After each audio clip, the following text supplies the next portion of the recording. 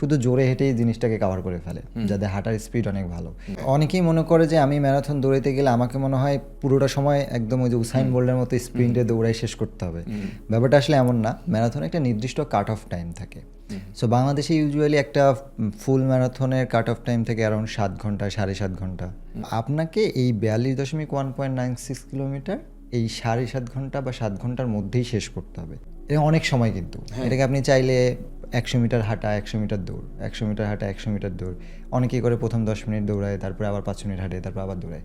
So হাঁটা দৌড় combination করেও করে। আবার অনেকেই দেখছি যে শুধু জোরে হেঁটেই জিনিসটাকে কভার করে ফেলে, যাদের হাঁটার স্পিড অনেক ভালো। তো এইখানে ব্যাপারটা বোঝানো হয় যে আপনি এই ডিস্টেন্সটাকে এই সার্টেন টাইমের মধ্যে ফিনিশ করবেন। এইটার জন্য হ্যাঁ, আপনি যদি ফার্স্ট সেকেন্ড থার্ড হইতে চান তখন অনেক দৌড়াইতে হবে, বিকজ অফ আপনার জন্য তো কেউ থেমে থাকবে না। সো ফার্স্ট সেকেন্ড থার্ড হইতে গেলে অনেক বেশি পরিশ্রম করতে হয়, সেইখানে স্পিডটা অনেক বেশি থাকে। বাট আমরা এই যে ছোটোবেলায় টিভিতে দেখছি, অলিম্পিকে দেখতেছি দৌড়াইতে আছে।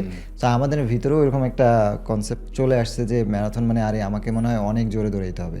বাট ব্যাপারটা আসলে এটা না।